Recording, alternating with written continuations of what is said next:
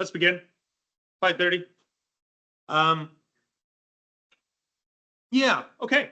So apologies again for the mix-up with the course calendar. There should have been optimization here.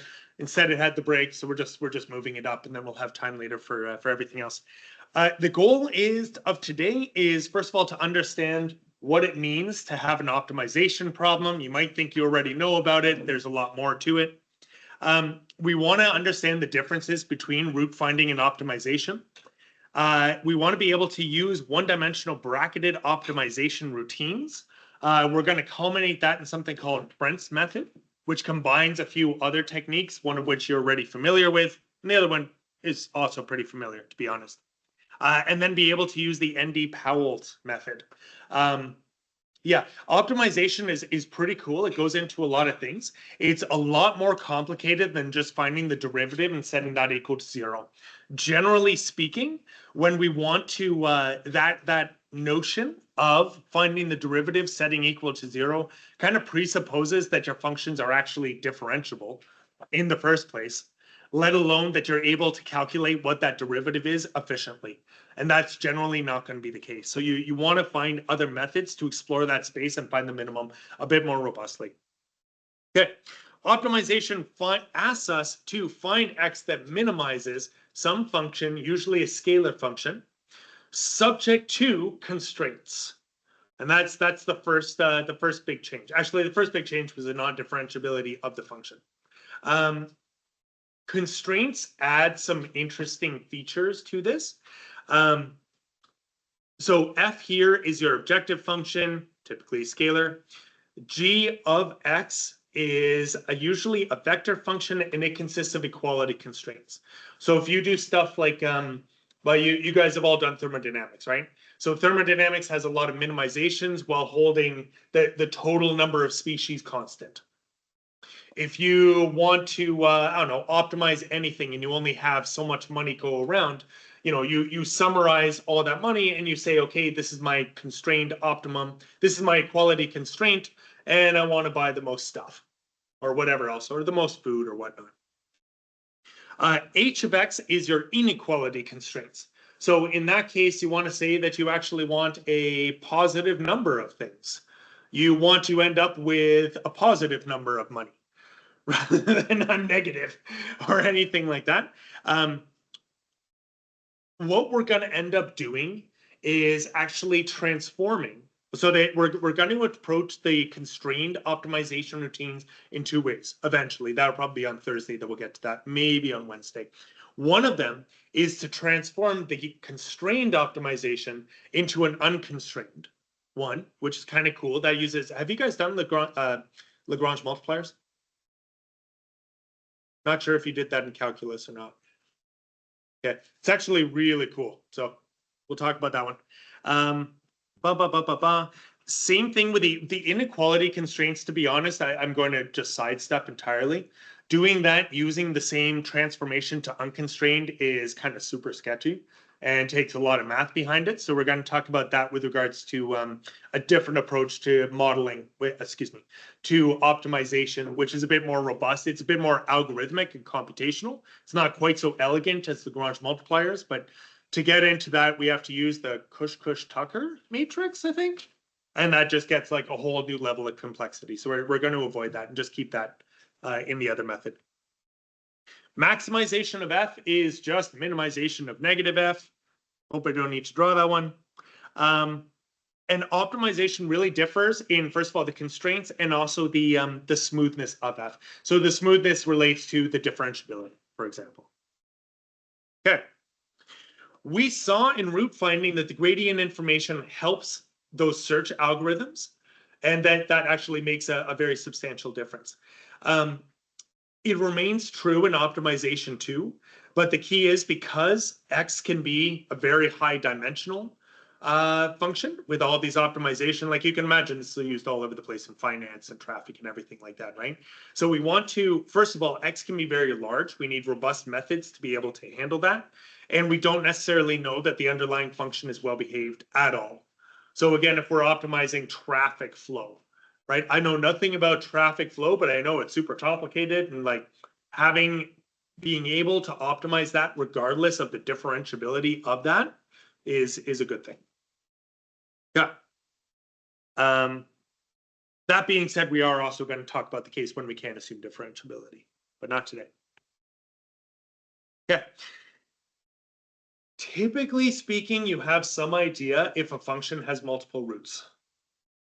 Usually, you have some idea. It's a lot harder to say in optimization that you don't have multiple minima. In general, we call them local minima. Local minima are literally local minima. So everywhere the function is rising around it. The lowest of which is your global minimum.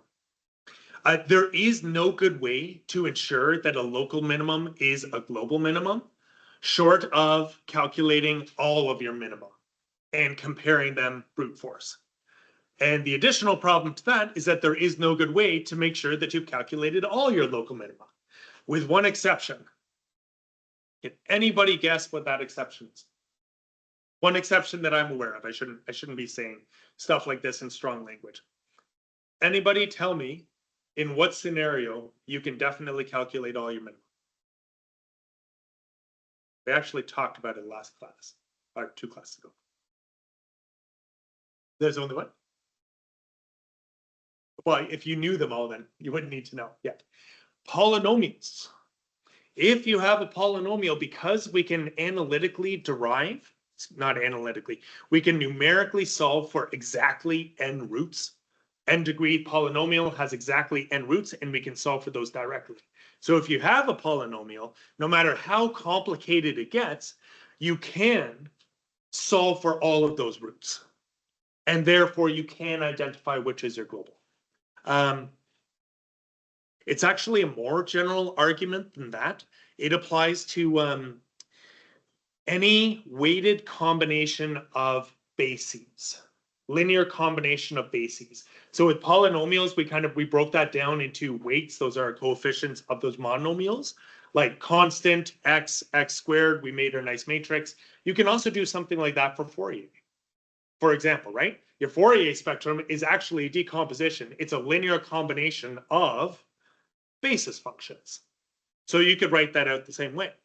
And you could do that companion matrix. A thing exists for that as well.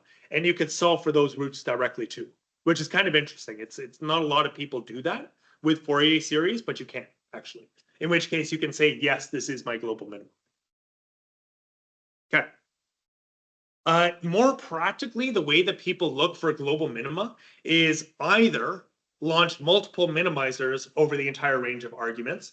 So in this case, we're basically just carpet bombing it into submission, and we will find as many as we can. We still don't know that we found everything, but it's a good chance. Nice thing about this method is that you can just put it onto a high performance computer somewhere. Everything runs in parallel, and you just collect the results at the end of it. Perfectly reasonable option. The next one involves finding, so you're going to find a particular root, excuse me, I keep using root. You're going to move towards a particular minimum. And what you do is you keep kind of perturbing it, and you keep giving it shoves in other directions along the way in order to try and escape that basin of attraction, right, that we spoke about last time too. Interestingly, almost all of these methods are named and modeled after nature, right? There are genetic algorithms, which involves trying to find a minimum and adding every once in a while. You give it a kick with a mutation or a crossover, natural selection, right? Narrows down your root.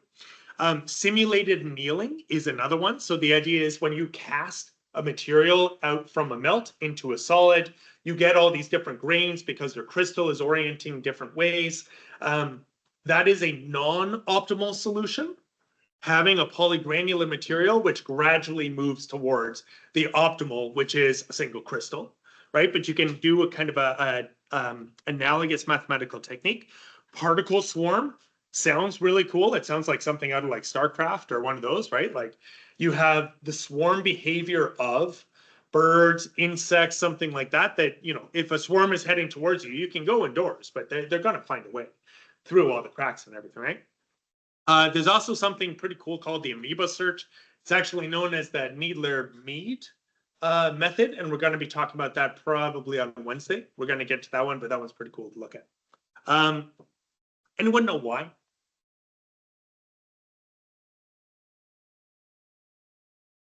Right?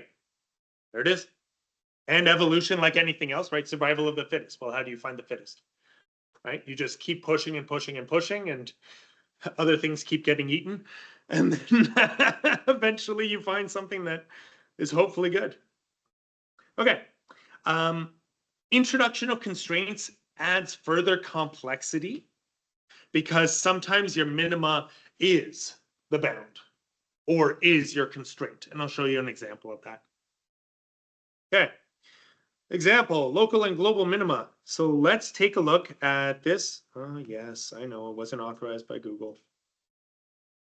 Churn. This is I think it's the cosine added on top of a parabolic, right? And this is just an illustration that if we're starting out here, right, we might get caught in this local minima, or we might jump down to the global minima, but until we find these things, we don't actually know which is which. This particular algorithm, I think, is using which method? Optimize, minimize, I think is using Brent's method. So we're actually going to talk about what method this is. In 2D, this gets super funky. So this is called the egg holder surface. And you can imagine what an egg holder looks like. If you actually plot that, you get something like this, which is super fun. I jumped over from Matplotlib, by the way, to a tool called Plotly. Especially for 3D plots, I find it nice because you can actually interact and spin them and take a look at things. So you can look at, for example, the underside. But you can imagine, like, if you're handed something like this and told to find a minimum, like, this is not going to be easy, right? This is a case where you might just have to spam it. Shoot. That is one of the methods. I forget what it's called. I think that's called a watershed technique, where the idea is, what's it? Yeah, well, there you go. There you go. Right? But the idea there is that you start off with a minimum, and then you add up and up and up and up inside that. So you're like filling up that local depression.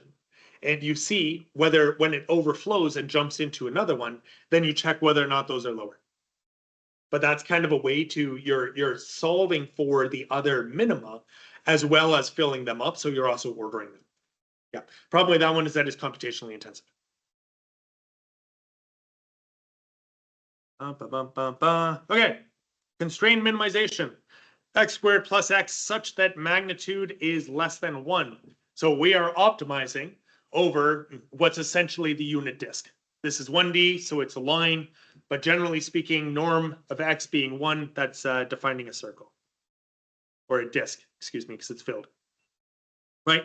So because the parabola is upside down here, what that means is that the minimum is actually at the bound. So it can't get any farther, but it's because of the bound that's stopping it from going there. And this is also a pretty common thing. If you want to buy a lot of stuff, chances are you're going to be spending all your money. Okay, but how you put this into the methods now matter. Because if you were just doing kind of a root solve for this sort of thing, right? You could imagine finding the derivative. It would just fly right past the boundary. You wouldn't even know it. Okay. Bracketed minimization. Oh, I need to check my battery here. It is charging. Look at that. Okay. Hooray, technology. Like when we're looking for roots, you'll typically have some kind of idea where that optimum is, or at least like a range where you should be able to find it. So like we did with root finding, we can also bracket these types of minima. When we were doing bisection, we had to, we defined our brackets and then we cut it in half and we cut it in half. And what we found is the bisection is pretty slow, just doing it brute force like that. But then we took it a step farther and we said, well, no, wait a second. If we know this value over here, we can calculate what the residual is. We can calculate what this residual is over here. And then we connect the two with a line, find that root, right? And now we can move in, and this is our secant method, right? What we're effectively doing, we're approximating the derivative through that linear interpolation. In this case, we need a minimizer or a maximizer, in which case we need a quadratic. And how many points do we need for a quadratic? Okay. So the idea is, given 3 points, 1, 2, 3, we choose a fourth point. Where that fourth point is key. Come back to that one. We evaluate the quadratic from 1, 2, and 3 there. And then we select if this is greater than the one beside it, we narrow in the interval in that direction. If it's less, then we narrow the interval in this direction. So here's a pretty nice figure. I looked around on our textbook, another open source, and the other website that I have that I'm pulling this material from, and all of them had terrible figures. So this is from Wikipedia, and I think it looks really great, so I'm using it. Okay, so the idea is if we calculate based on 1, 2, and 3 that the residual is here, is F4, then we know that the minima, F4A, then we know that the parabola is better off somewhere here. We bounded the minimum between F1 and F4. X1 and X4. If, on the other hand, we get a result that's over here, F4B, then we know that the parabola should be here. And we've cut now from X2 to X3. Does that make sense? So it's the same idea of contracting the interval that we encountered with bisection. But now, instead of being able to find the root, what we're looking for is the minimal quadratic that captures that information. So the next question to that is how you're going to make this a robust method. Because if you get unlucky, what you can get is kind of a runaway situation where the parabola is always in one segment that gets longer and longer and longer, and you end up never converging to it. So the idea is that we want both of these two paths to result in the same contraction of the overall interval. At the same time, we want to be able to reuse all these function values. That's how you get all these efficiencies, right? If we calculate F1, F2, F3, and we add on F4, ideally the next interval, we want to be able to use F1, F2, and F4, right? So that we don't have to go back and constantly be turning these things around. So the way we do it is we impose this requirement for self-similarity, which means that we want to maintain the ratio of the subdivisions. So if we're in the 4A case, and we want to move to the triplet X1, X2, and X4, we want this ratio of C, X2, X4, the shorter one to the longer one, to be equal to, similar to the original longer one, the original shorter one, which is A, to B. Does that make sense? Right? So we've got the ratio of the shorter to the longer interval to be the same as the original shorter to the longer. Same thing with the other one, right? Some of you guys have probably already gotten to this, especially given the word right here. The next one is, if it's the other case, again, we want the resulting shorter to the longer to be the same ratio as the original shorter. So what that means in mathematics, you use those two, you eliminate the C variable, you get this nice quadratic. We ignore the negative because obviously we want a positive ratio, and we get this funny one, 1 plus square root 5 equals 1.618. Does anybody know what the golden ratio is? Anybody else? Yeah, the nautilus is the best known phenomenon of this, right? The golden ratio is called the golden ratio or the divine proportion because it is everywhere. And I think the modern thinking that I'm aware of anyway, I meant to bring in, I have a book on it actually. I'm a professor, of course I have a book on some random mathematical concept.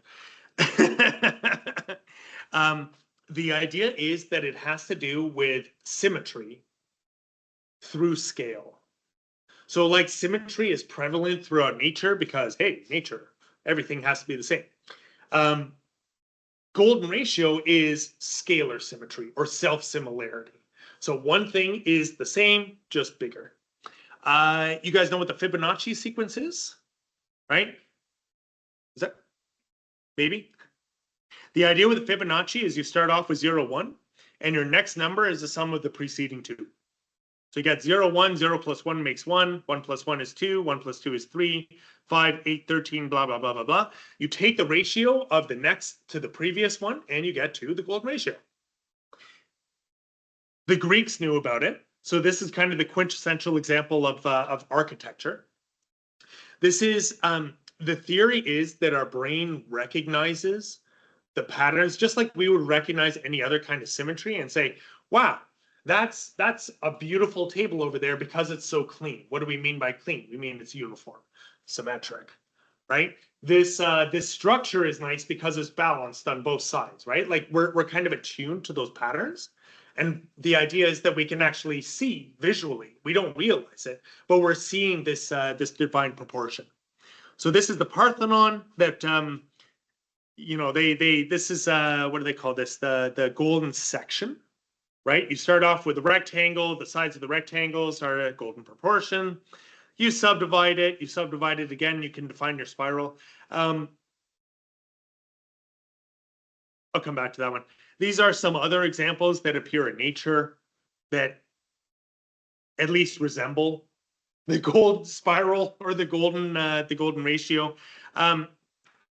When I was reading up on this a little bit more before just spouting it off to you guys, apparently the Nautilus, which is the shell that's best known, is actually closer to a log spiral than a golden spiral, which is kind of funny. Even like coming back and kind of looking at this, like you've included some of the stairs here, but you didn't include that part. You know, Mona Lisa, wow, it's following the golden spiral, but you know, they kind of cut it off here and here, right? And like you kind of made it go around there. So it's one of those things that like, and like a galaxy, right? Like, really? So I think a lot of people like spirals. I'm not sure. Right? I mean, like, and spirals too. They're also expressions of similarity, just not necessarily the golden spiral. It might be one of those things that like we're kind of expecting to see that, and that's why we see it around. But just to take that with a grain of salt. Okay. Each iteration of the golden section method reduces the bracket interval by 1/5. Right? So every time, this is by definition, by construction, we're getting smaller by a factor of about 0.618, which is good, but it's sublinear, right? And we want superlinear. However, it does converge, just like bisection. If you've bracketed it, you will find the solution. So that's good, but it's slow. Anybody have any other ideas? How we can approach this? You got 3 points, right? How do we choose the next step? I'm going to go online because I made a promise that I would pick on people who are online more. Anybody online want to volunteer?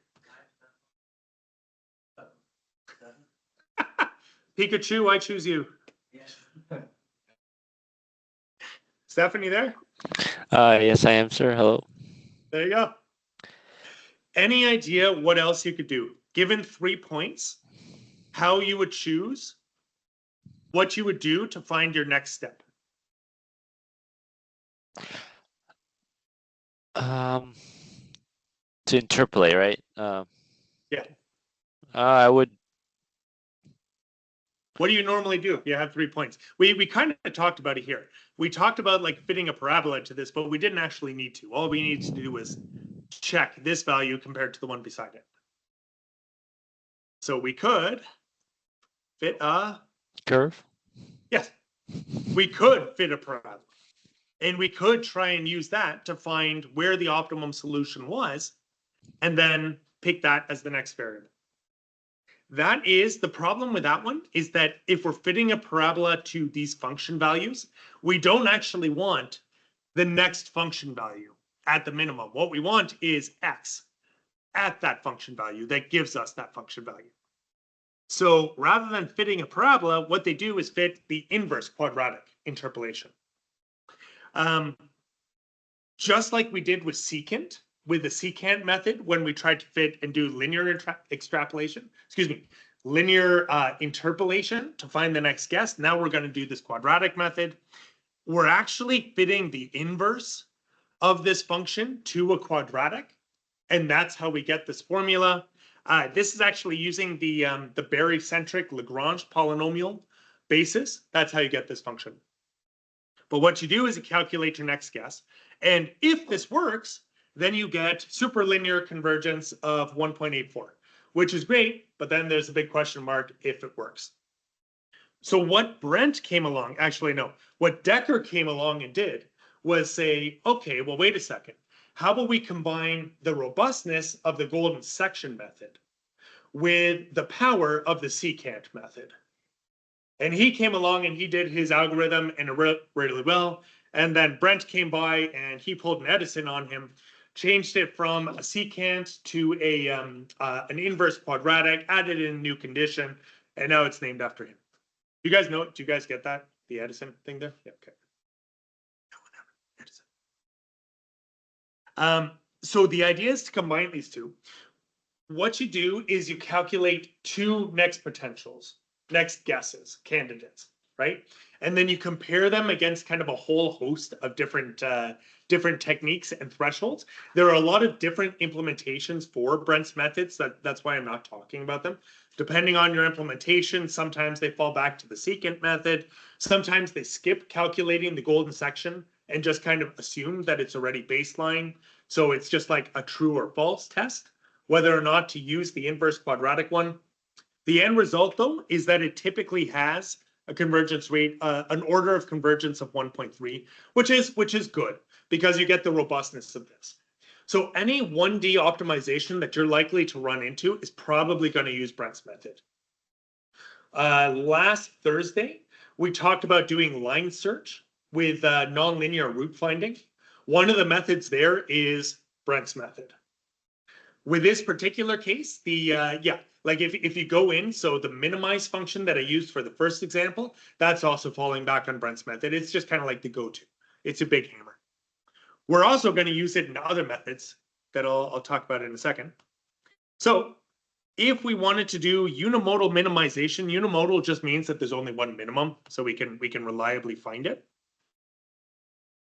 What I did here is I asked, so again, the SciPy and NumPy algorithms don't like to have an option to actually spit out what guess we're working on. So what I found online is you can just insert that into your function call, and then you can actually see like what guesses it's going for. So this is just a plotting. Here's our function. It actually has two minima, but this one is not really visible on the scale. And what you can see, this is it. This is the method that's probing its intervals, right? So it's got -5, it's got 0, it's got 5, and then it narrows and collapses down onto the actual minimum, which is here, and the function value. Alternately, we could not give it. So, sorry, the initial guess in this case is actually a triplet, right? Because now it's not sufficient just to bracket it. We actually need to give it those 3 points. If we didn't give it 3 points, there are backups, right? I said this is very general purpose. There are backups. I think it's actually using a secant method to find the next point that it's going to consider for the calculation. So if you only give it two data points, it will still find it. But the funny thing is that it now flies off into La La Land, right? And that's because it's doing that secant and blasting way out there, which is something interesting, right? Brent's method does not necessarily bracket things the same way that the root finder does. Only if you give all of those triplets into that initial bracket can you say that it's actually going to do that. Okay, there are other permutations that take the golden ratio between the 2 points, right? It's all to do with the implementation. There are a bunch of different ones. If anybody is interested, because I know you guys all just go home and immediately bring up the lecture notes and play around with this stuff. I certainly do. You can also just look at the brute force golden method, and you see pretty quickly that it's not so golden. It takes a lot longer iterations to actually converge to the answer. Okay, let's look at non-differentiable function. Super simple one, absolute value.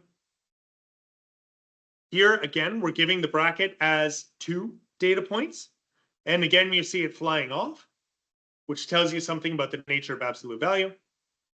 But chunk gets down to the minimum, which of course is 0, right? If we gave it an interior point, then you see it doesn't have that initial wobble.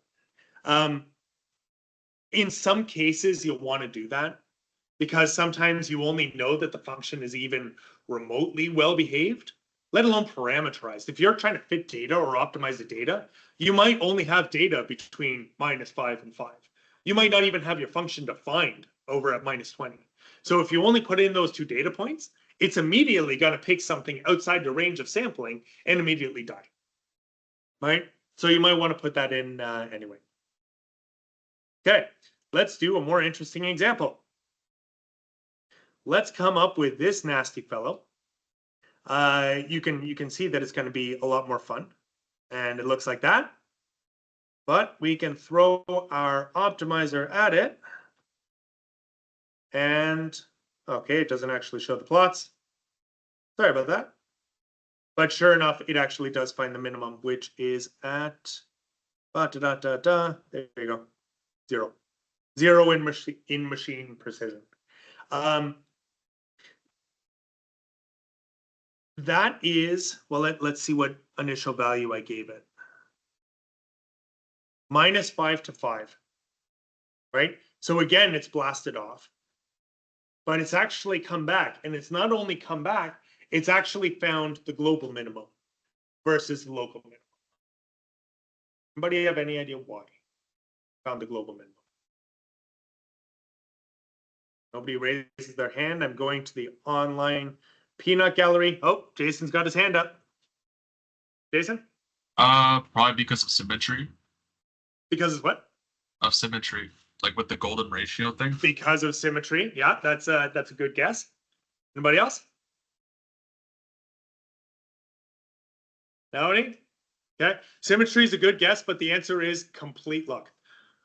is the only reason that it actually found that. I agree, you're right, because we have bracketed that in equal segments, it probably is predisposed to that, but realistically, it's complete dumb luck if you find the global versus the local minimum, and there's no way to find it unless you parameterize it and you just spam it. For univariate functions, you know, that's kind of reasonable to carpet bomb this thing, but in reality, not so much. Okay. Given that we have done these 1D optimizations, how would we bring it into multiple dimensions? We've already done something similar with this, with our iterative line search algorithms. If you remember, we looked at conjugate gradient and GMRes. We've already looked for routes like this, and kind of the same analogy like maintains going forward. Just as a quick note, we've actually jumped gears here, bounding a problem. So when we bracket something, and especially when we enforce those brackets and we say that you have to start inside them, what we've essentially done is constrained optimization, right? We've said that it has to be in this range. Howell's method is an unconstrained optimization, and we're not going to circle back to the constrained again until Thursday's lecture. One of the nice ways to do that, though, is you start off at a point, you give it an initial point, you give it an initial direction, and you minimize in that direction. Once you found the minimum, then you pick a new dimension, a new direction, and you minimize in that direction, right? This is literally analogous to what we did with conjugate gradient. And what was the other one? I don't remember now. Gradient descent. That's it. Right. I already gave you guys an answer there, by the way. What we found with the conjugate gradient algorithm is we are most effectively going to move towards that minimum if we move in conjugate directions. It's not just orthogonal, we actually want it to be conjugate. But before, we knew that we had a linear function. Linear means we have a quadratic surface, and therefore we can find that conjugate method like pretty analytically, or at least algorithmically. We can't do that here because we know that generally speaking, around any minimum, because of Taylor expansions, it does behave quadratically. We don't know that a priori, and we can't have our method only work next to the root. So what Powell did is he found an algorithm for generating what these conjugate directions are going to be without that information, without our A matrix, which is our Hessian in that case. This is out of the textbook from the previous class, the numerical methods for engineers. Literally just found these and then copy and pasted. The idea is the line connecting the results of two previous line searches actually ends up pointing directly to the minimum, which means that that line is actually conjugate to the previous ones. And with that, so the way that Powell's algorithm works, you start up, you pick you pick an initial point. So that's point 0 in this diagram.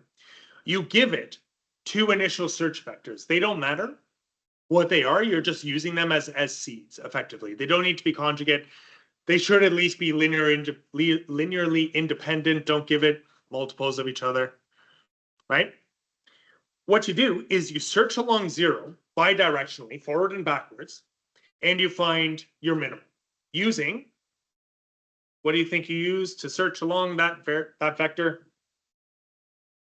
What are you always going to use from now on? Whenever you're doing a 1D search, what's the method you're going to be using? Is it? Not Newton-Raphson. Brent. You always want to use Brent. Brent is by far the most robust, and it's good convergence.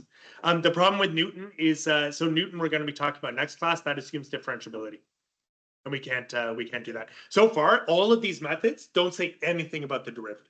Derivative need not even exist to be able to do this sort of stuff, which is kind of cool, actually.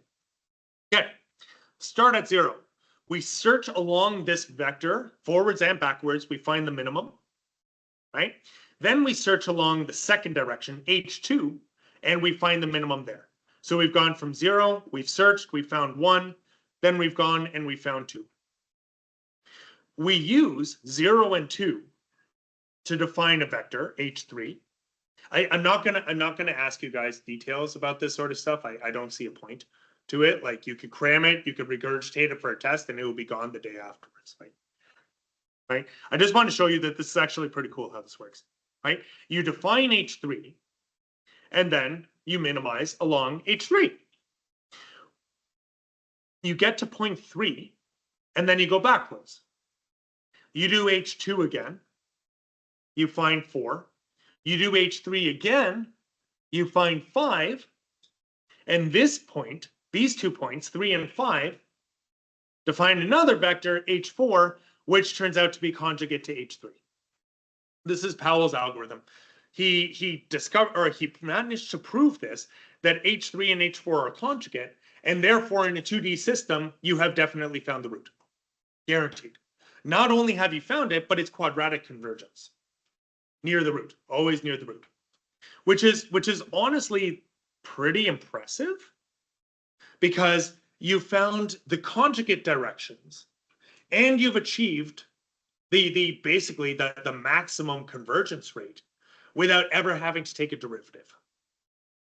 Pretty nice. This is an example using a famous set of functions called Rosenbach functions. What it kind of shows, again, this is in Plotly. You start off with this initial guess. And if you can see, it's kind of got this funny saddle shape not really a saddle shape, is it? You've got these funny contours, but you've got this valley that goes all the way around here. The minimum is over here. It falls down one side and then it slowly kind of takes walks as it goes and it moves more and more towards the minimum. This is the problem with like two-dimensional functions with this, and especially with optimization.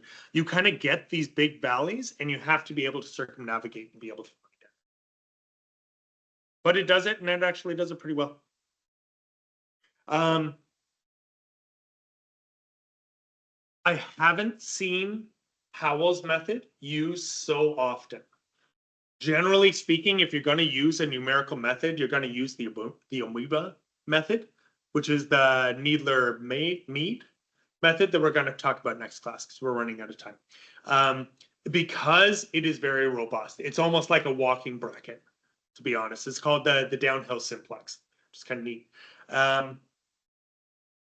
If you're going to be if you can assume differentiability, then you may as well use Newton for optimization, which is a little bit different from the root finding.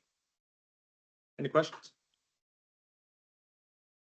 Okay. That's all I got. See you guys Wednesday. Thank you.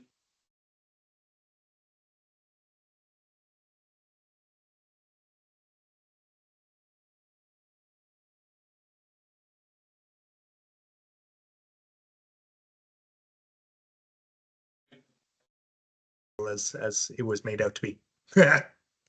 Okay. So per every Wednesday, I thought we would begin with a little discussion on our experience with AI and if anybody's got some gleanings or anything like that. I do have a point that came out of one of the AI for teaching group that I'm now part of. Apparently ChatGPT is starting their own code specific trained model. So I don't know if anybody's used that so far, but that's, yeah, nothing special. Yeah. Same problems as the other one. Yeah. Anybody else have any experience with that they wanted to share? I'm kind of getting the impression at this point that the enthusiasm and the oh wow, this is going to solve all of our problems has kind of tapered off. It's kind of like, yep, whole new pile of crap.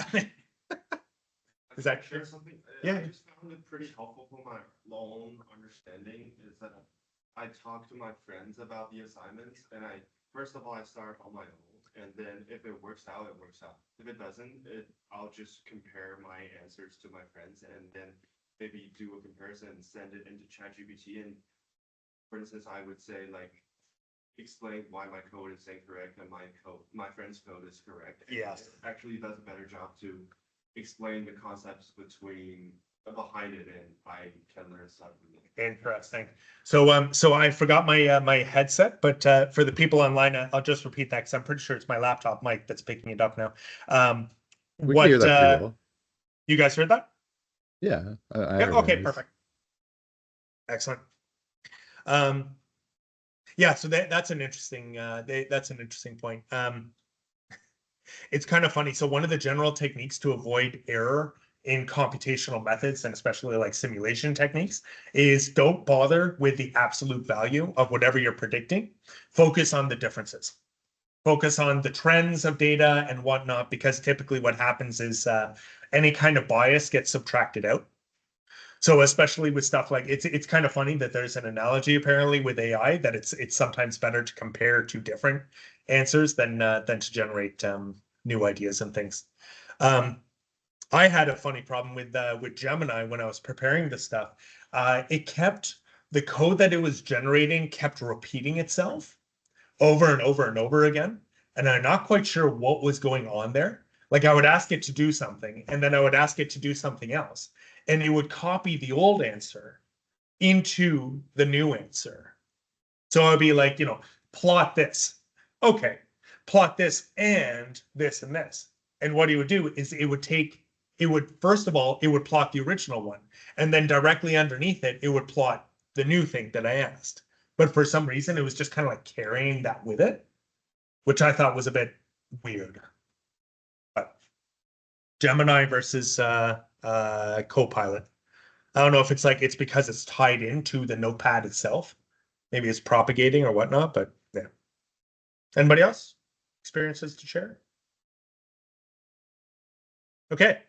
So we're going to talk about the last of the direct methods. These methods are called direct. It's a bit of a confusing nomenclature. Usually direct means that you're solving for the answer directly. In this case, the direct term means that we're evaluating the function directly, not its gradient or its Hessian. I didn't make the terms. I'm just telling you, if you go in and like you look up the literature, they're going to talk about direct versus gradient methods, and that's what they're talking about with direct. Okay, Needler-Mead downhill simplex is a pretty cool one. The way it works is that it generates an ND simplex. So simplex is basically your simplest geometric volume filling shape. So in 2D, it's a triangle. In 3D, it's a tetrahedron, and up and up and up. And the idea is that you move this thing, it looks like an amoeba, through your space. So what you do is you identify what your high point is. So you evaluate it at all these vertices. You calculate what it is at the high point, and then you reflect it, you flip it, right? You reflect that high point all the way down through the opposing face, which you can always do. You can always calculate that, and because it's polyhedra, you can do that like pretty efficiently, right? And then what you do is you compare, has that reduced enough? If it's reduced enough, then, sorry, the algorithm is here, right? I'd love to have that on the same slide. Okay. So the idea is that first of all, you reflect it, which kind of means flipping, right? If it's reduced enough, then you try and expand it. You try and grow. If you can grow, then that's good, right? And there's all different like criteria for what is defined as a good enough, what actually quantifies like whether or not you can expand in that direction. If it fails that initial reflection, then you're around a root. The idea is that this thing is going to surround a root and then it's going to contract down. So if you try and flip it and it fails that, it means you've gone uphill. So instead, you contract it. And if you contract it, if that fails, then you shrink, in which case you move in the opposite direction towards the lowest value. So this thing, it first of all tries to flip, it tries to move. If it does move, then it tries to grow. If it can't flip, then it tries to shrink it either this way or that way.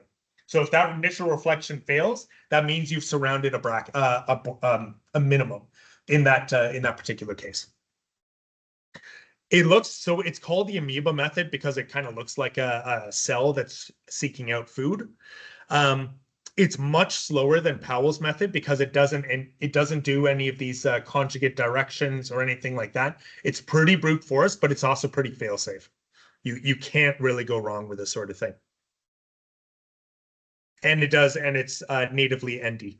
So this is an example. You can kind of see the steps that it's doing when it reflects it in the first case, then it moves, it shrinks, it reflects it again, it shrinks some more, and then it kind of does this funny walking in until it surrounds the root to the minimum to a sufficient tolerance, and there's your answer.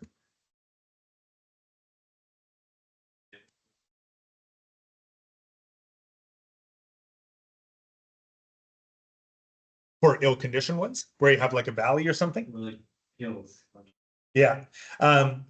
Hills, but everything's only going to move towards a local minimum, first of all. So even if you're hills, then it depends where you start off that simplex in. If there's a valley, what ends up happening is that it kind of shrinks towards that low point, and it kind of oozes, to be honest, towards that minimum. So that's kind of an interesting thing that works well with ill-conditioned matrices. So ill-conditioned problems are the ones where you get kind of this valley forming, and it has a way of kind of like oozing through that low point and then expanding out on the other side. So it's pretty cool, actually. It is the default when you're doing like a direct method. So this is another one of those cases. It depends. You can kind of reflect it. and it squeezes towards this root. So this is kind of neat because it's almost like a traveling bracket.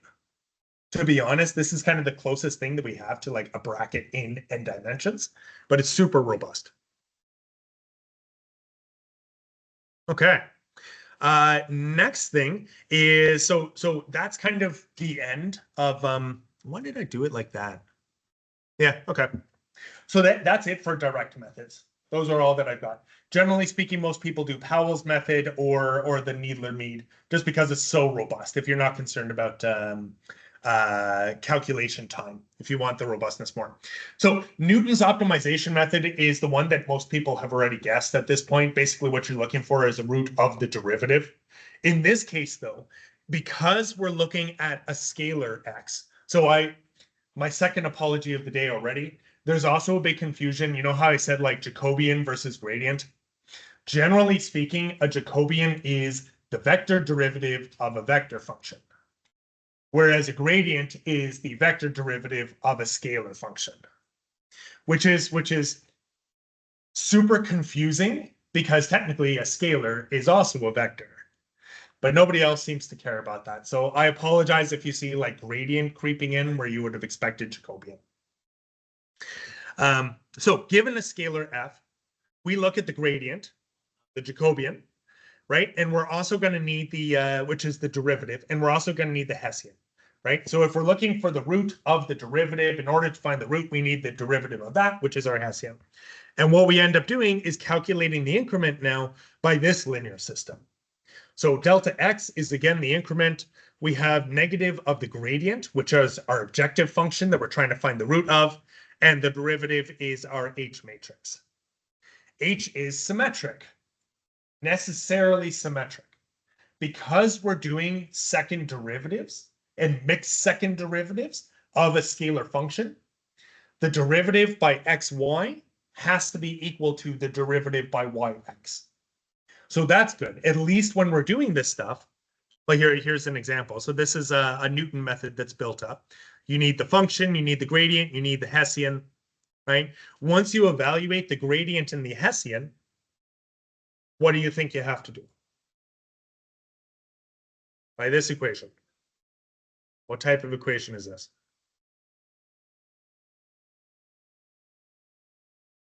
Vector equation. Yeah. How do we solve it? That's a linear system. So we have to solve, sure enough, good old lin-alg, Hess, linear negative the gradient, and we can finally use this nice assume A is symmetric. So at least we get some improvement on the efficiency of these algorithms. Okay, and then we plot it. Let's take a look at some examples. So minimizing x to the power of 4 plus y to the power of 4. Right? This is our function. It has this nice flat basin.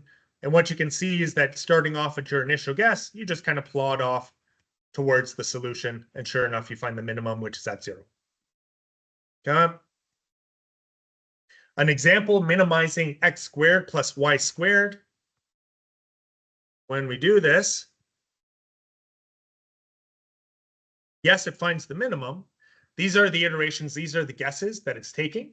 And what you might notice is that it actually converges in exactly one iteration. Anybody know why?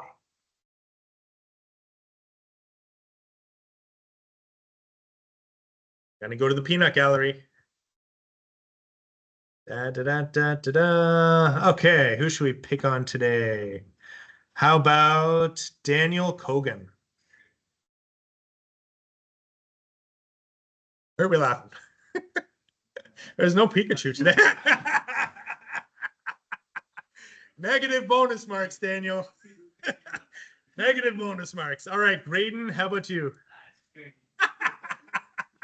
I got to make a note of that name. All right. Graydon, you there? Gotta keep going. All right, Angelica, how about you?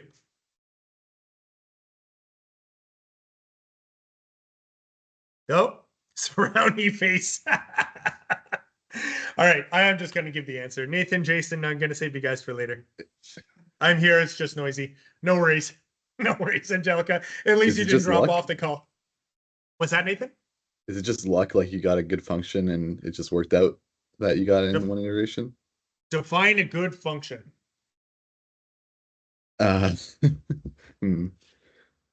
There is a very particular type of function. Sorry, I don't know if you guys can see this on the video.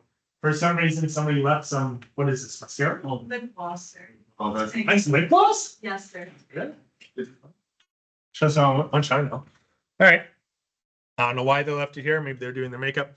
A good function in this case. So remember that what Newton is doing is it's looking at the second derivative, right?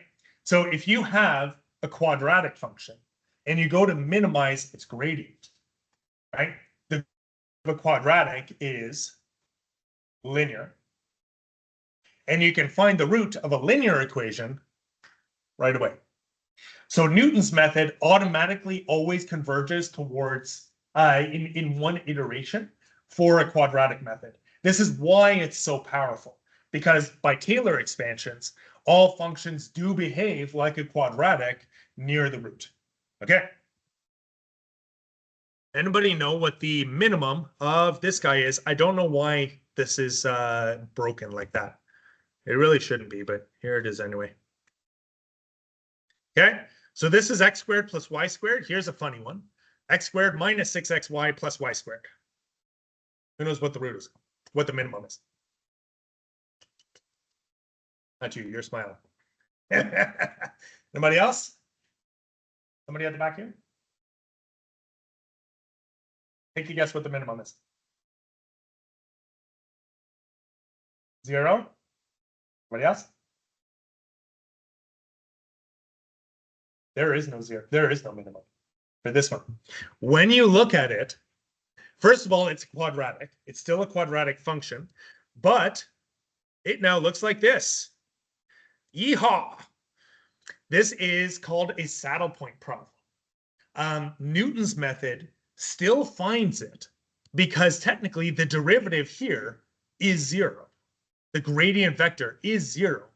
But because it's got this funny shape, it's actually 0 in all directions, but it's both convex and concave. It's called an indefinite problem. I'll show you guys. But it's still a quadratic, which means that Newton's method is still going to solve in exactly one iteration. Shoot.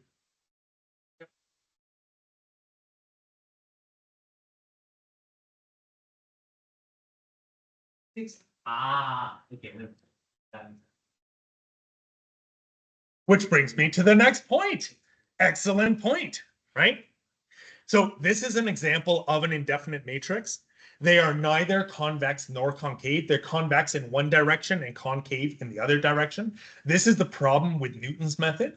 When you say that everything is kind of like it's approximately a quadratic near the minimum, it's actually an approximately a quadratic around every point, right? But that quadratic can be a funny one, like this. This is super simple. Yeah. So that was minus 2x. I don't. Let's take a look. Well, you know what? We can test it. Hold on. Live demo. I promise you, I hate live demos, but here we go anyway. All right. Perfect saddle. How would this go here? 3 and 3. It's probably going to fail. Oh. There you go. Look at that. I think I did something funny there because the minimum should still be at the same, no? Oh, that whole x by that. Okay. Okay. All right. Well, I'm going to unbreak this code. Proceed with my lesson. Thank you. All right. So saddle points are important. They're a subclass of optimization routines. And we're going to see they're actually very important when we deal with constrained optimization, something called the method of Lagrange multipliers, unknown Lagrange multipliers. There have to be countermeasures to this because certain optimization algorithms, hope we brought enough to share. I'm joking. I always wanted to say that in the class, right? Certain optimization algorithms, especially ones that work on the gradient, can find these things, but you in general don't want to, right? This is not a minimum. So you do want to get around these. One way to find them is to change your objective function. For example, just squaring it will make all of these saddle points a minimum, but in general, we want to avoid it. Okay. The fact that this function is a saddle point might be kind of surprising, because if you just ignore that cross term, it is x squared and y squared, right? But it's not until you actually look at this until you can see kind of the shape of this thing. The key is to realize that this is, if we change our coordinate system by rotating it 45 degrees, then we can see that we actually get a quadratic that's upward, convex in one certain way, and concave in the other way. But the question is, like, how would you ever know to do that, right? And the answer is eigenvalues, right? We're kind of back to eigenvalues.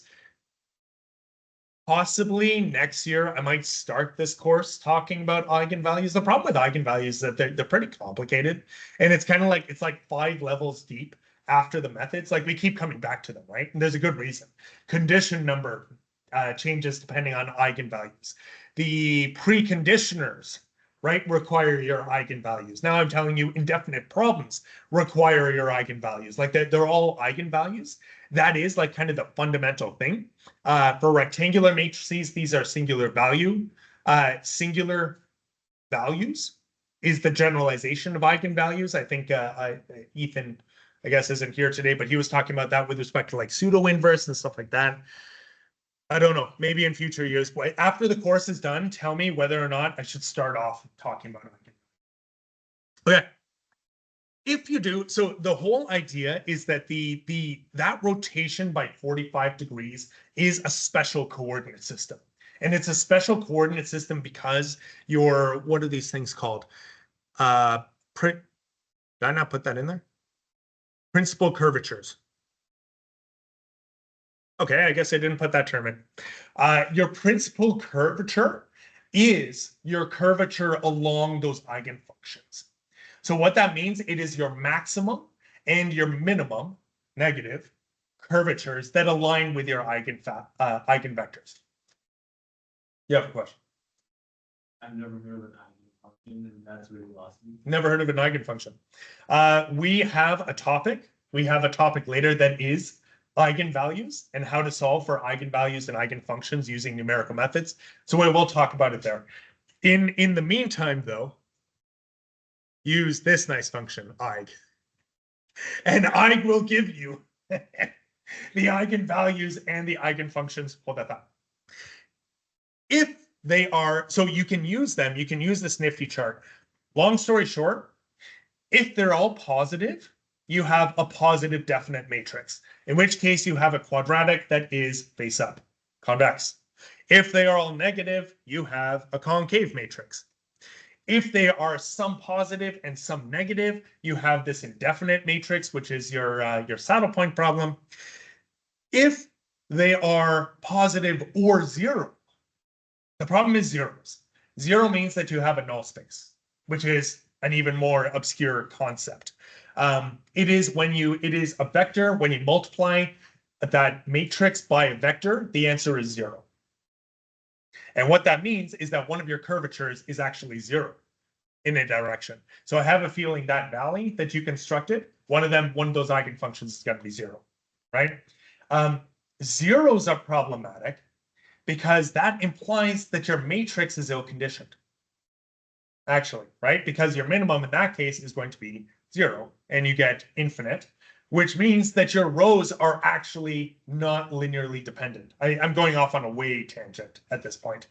Long story short, if your matrix is giving you super screwy answers, check your eigenvalues, right? At this point, it's a standard enough technique to calculate your eigenvalues, at least to approximate them, that a lot of these routines already have them built in. But some of them will get rid of them in order to save for efficiency and things like that. You had a question?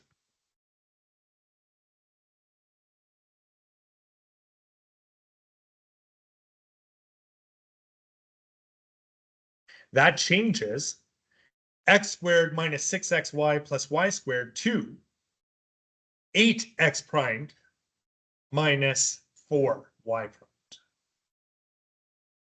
By doing that coordinate transformation, you've taken your object. No. Let me restart that. This function exists regardless of the coordinate system. I first came along this line of reasoning in like tensor mechanics in like grad school, but here we are anyway. This function exists regardless of the coordinates that you use to express it. Therefore, any of its mathematical properties, including the minimum, saddle point, maximum, whatever, also exists independent of it. So if I parameterize it by x and y looking like this, you know, that can be a bit misleading.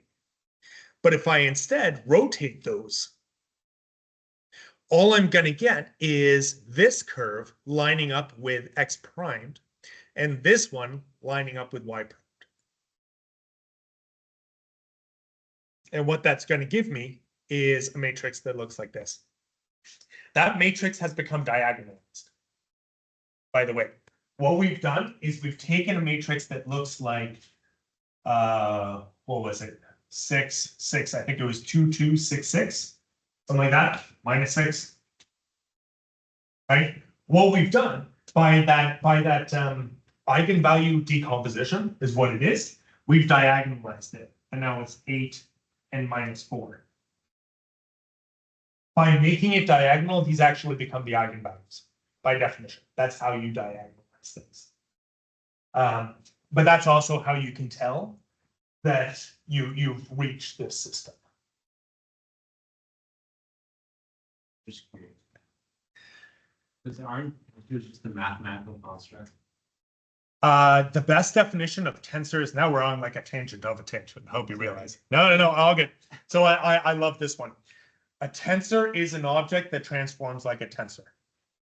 That is apparently the mathematical definition of what a tensor is. So,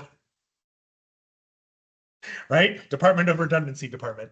The idea is to divorce a mathematical object from the way that you express it. Yeah. Yeah. Why? Because when you do things like general relativity, your coordinate system gets real screwy real fast. That's why. It's also big into the mapping. If you take like whenever people talk about tensor mechanics in terms of mapping the surface of a globe and unrolling it into the mercurial projection and things like that, it's all about how you're transforming that spherical coordinate system into another coordinate system. So it's all over that, and it's very rigorous, but it's super intense. Super, like you guys thought this was like computational, like tensors are real messy. Real messy, but good things we have computers to work with them. Okay, falling a bit behind here. Newton's optimization routine is highly sensitive to the initial guess, and calculation of that Hessian and the inverse of a Hessian is computationally expensive. We don't necessarily trust the Newton method to behave that way. And I'm making a big emphasis on trust because you might look ahead because there's a topic called trust region methods. So we'll come back to that one. Put a pin in that one for later. Generally speaking, nobody does blind Newton optimization to the point where it's not even in SciPy and NumPy, which tells you something.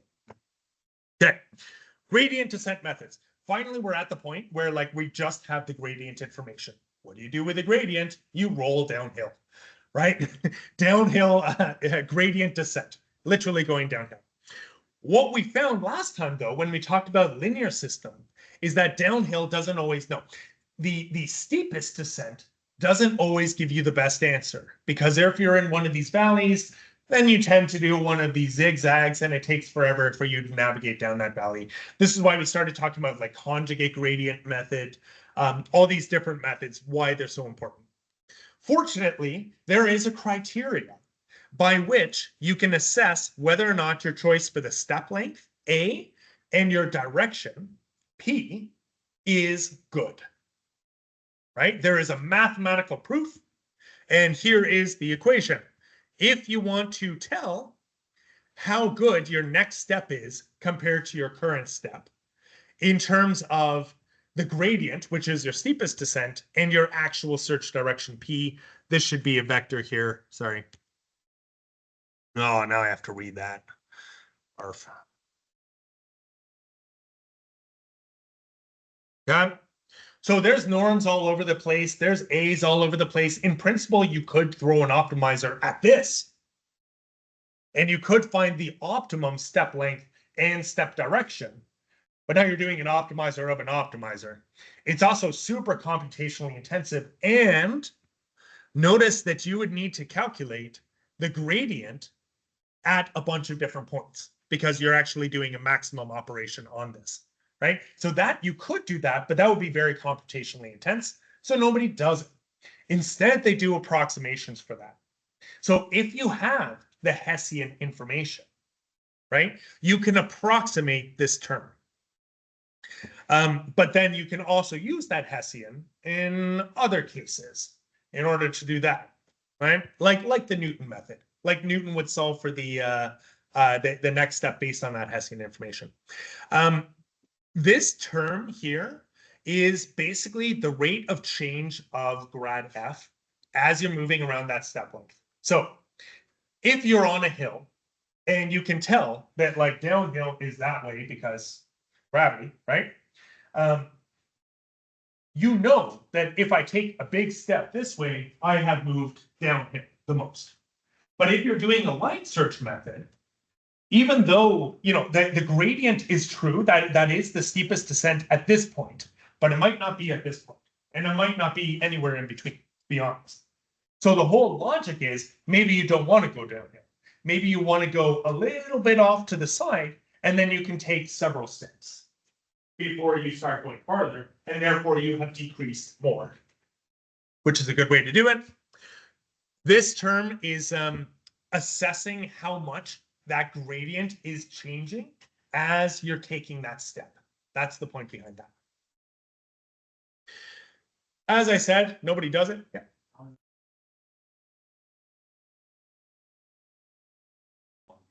That's exactly. Stochastic gradient descent. Come into that one in a second. Right. So some options that you could do, right? One would be bite the bullet and do this calculation.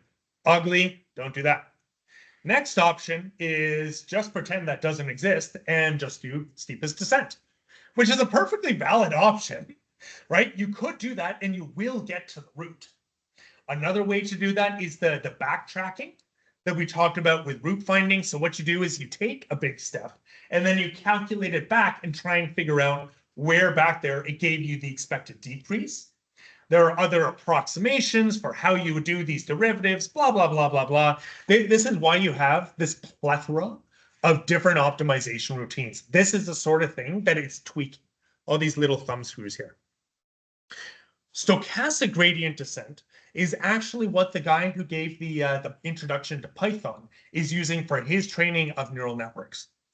So the idea behind this one is even evaluating the gradient. Like you guys know roughly how neural networks work, eh? Like you've got all these weights, you do these convolution of different levels, you apply different weights and they convolve that. And then you're doing all this other stuff and weighting more and you're doing this and this and somehow it gives you the right answer, right? It's this ridiculously complicated system that is somehow managing to do this, but finding the gradient of that is not easy. And if you're into what, 1 billion tokens, I think the token is the parameters or something. Tokens is for LLMs and how much like data they can possibly each. Big numbers. So even if you could calculate the gradient, you don't necessarily want to. So what they do instead, stochastic just means random, right? So they take a random sampling of these parameters, check what the gradient is there, and that's super easy, right? You twist it a little bit, and you take that value minus that value over the number, that's your gradient in that direction. They assemble an overall estimate for the gradient and take a step. Then you repeat it and you do that again and again and again, and eventually you will get to a solution. Okay. Of course, being machine learning, you can't reuse something as simple as a step length. So now it becomes your learning rate. That's what A is. Whatever. There is another option of how to do this. So returning to the whole idea of Newton, assuming that you're in a quadratic and taking a step accordingly. Why not just check whether or not you are in a quadratic? So what you would do is you would calculate your step, and then you would calculate what the function value is over there, and then say, hey, is this actually a quadratic compared to where I was before? So this is the idea of a trust region. Starting from your initial point, given your function value, the gradient / Jacobian, and the Hessian, you could pretend like you do have a quadratic. You could then take a step and see whether or not the decrease in that function matches what you would expect from that model function. If it does, then you accept it. If it doesn't, then you do something else. So this is what trust regions do. They're very useful for improving robustness of these methods and also navigating indefinite systems and ill-conditioned systems. So what that means is that by taking what kind of like finally clicked for me with this is that they are in some sense a dual of line search algorithms. So with line search, what you do is you find your direction and then you search for your minimum around that line.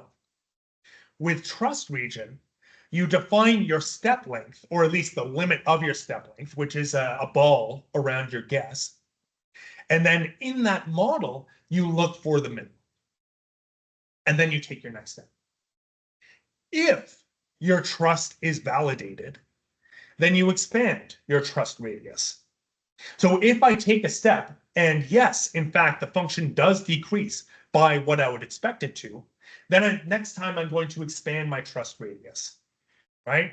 If it doesn't, then I could either accept that step because I took that step, so I may as well use it, right? Or assuming that it did actually drop that function value, or I can just shrink the trust region for the next one. So it's kind of this dynamic algorithmic method that actually works pretty well. This is kind of the modern paradigm. A lot of methods are now moving towards this technique. It does increase the number of steps, right? Because you are kind of damping it dynamically. But it pays off if you only have to take like 5 steps to circumnavigate a valley versus Newton that should be the optimal, right? But it's taking like 12 to get there. Yeah. So different algorithms depend on like how you're updating your trust region, how you're calculating your next guess, whether or not you're using even a line search within that trust region, right? You could do a bracketed line search, for example. That would be a thing because you have your total radius. Right. So here's a little table that I got for comparing the different types of techniques. Broadly speaking, we're comparing between line search algorithms. You choose the direction, you minimize along that line. You note there are combinations of Newton and conjugate gradient. The trust region methods, right, that are defining that's the Newton conjugate gradient. So here is the line search version. Here's the trust region version. Needler-Mead simplex, that's your amoeba. Powell is there too. These are all in SciPy. Conjugate gradient is literally normal conjugate gradient. Nobody does steepest descent because of the problems associated with it, but you can still estimate the conjugate gradient. So, and you do get pretty good convergence. So what I wanted to do here was just demonstrate in the last 10 minutes that we have kind of some of the different search algorithms and what they're doing. So this is my function. It's that same Heidelbaum function, I think.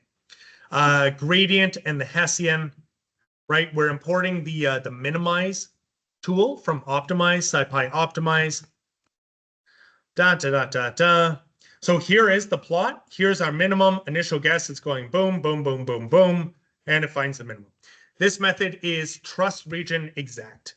So what this particular technique is doing is it's saying, I have a quadratic at this point. I am exactly calculating the function value, the gradient, and the Hessian. I can exactly calculate what the quadratic is in that region. I can exactly minimize that.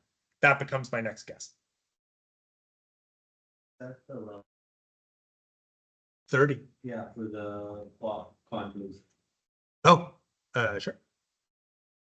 What's that? That help? Yeah, it doesn't actually refine it in there because this function goes really big around the outside. I had it as a 3D plot, but then it got too colorful and like it's kind of hard to see where the steps are. All right, what else could we do? Let's try trust region NCG, right? Newton conjugate gradient. You can see that now it kind of circles around it, but it still gets there. Great. The default, by the way, is this BFGS. That's what you're going to get if you just ask for it to do the a minimization without any other criteria. And note that it even gives you an error that it doesn't need, not an error, a warning, that it doesn't need the Hessian information. So this method is, I can't remember the name, Broyden Fletcher Goldfarb Shano method. I feel like Harry Potter or something, like Goldman Shadow. Right? So what they're doing here is they're approximating the Hessian. So maybe you don't need what the real Hessian is. If you calculate the gradient at multiple points, you can do a finite difference and calculate what your Hessian approximately is. Or even better, you don't even need the Hessian. What you need is a Hessian vector product. Right? All these are different methods, blah, blah, blah. You can see kind of the funny one here is Needler-Mead. Sorry, Nelder-Mead. Because when you do that, it walks all over the place. Goes right like that. First of all, it doesn't need the gradient information and it doesn't need the Hessian information because it's a direct method. That's the benefit of that. Yes, it does walk all over the place, but it still gets there. And it gets there without you having to write out any of the other gradient or Hessian information. There was one of the tasks, one of the questions on the assignment was, here's this for the hanging cable, right? I wanted you guys to use the secant method because then you don't have to calculate with the Jacobians. The problem is with AI, like calculating the Jacobian is super easy. Like with Mathematica, it was easy enough. With Gemini right there, it's like, calculate the Jacobian for me. Here you go. And it's right. Right. But like I had to, yeah. So that's all I've got for today. Tomorrow, what we're going to talk about, so feel free to like kind of play around with the different techniques here. If you go on to the SciPy minimize routine, you're going to see a few more options that deal with constraints. And that's what we're going to talk about tomorrow. So constraints is where the optimization really gets messy. Like you thought it was already messy, it gets worse. I apologize. The good thing is that we get to talk about Lagrange multipliers.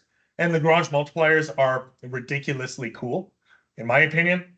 So we'll talk about that and we'll transform constrained optimizations into unconstrained optimizations. But in doing so, we're also going to make them saddle point problems. So hence the introduction to that today. Any questions? Excellent. I grant you 5 minutes back of your day. Any questions online? All righty. Oh. So today what we're going to be talking about is kind of the culmination of all this optimization business. What we're going to learn about is how to do nonlinear least squared minimization. This is the extension of the linear regression. Finally, we hit the big tools, the real tools. I want to talk to you guys about what the difference between equality and inequality constrained optimization is. This is where things get kind of interesting with the optimization world. I want to show you how equality constrained optimization can be recast into unconstrained optimization. That's a lot of qualifiers. We'll talk about that more in detail via this cool thing called Lagrange multipliers, which I think are really awesome. And then show you the value why I think those are so interesting. And this is just kind of the tip of the iceberg. A lot of these tools I'm going to show you are kind of I'm trying to get you guys to the point of like seeing the real deal and being able to interpret what the output of those functions are. But to be entirely frank, the inner workings of those functions are a bit high for this course. It's more graduate and professional level. So I'm going to give you guys the introduction, label the different parts of it, and then we can go and practice it in the future. You know, if somebody asks you, well, what are the reaction forces for such and such a constraint? Then you'll, be able to go back and look up and see, oh, Lagrange multipliers, that guy Mike was talking about it back in the day. All right. So first of all, to start off, nonlinear least square regression. Before we get into the constrained optimization, I do need to circle back to the case of nonlinear least squared. So if you recall, this is the nonlinear version of the case where we would have a bunch of data points and an equation that we wanted to fit. So what we are doing is calculating what those parameters are for the best fit. It's all about best fit, right?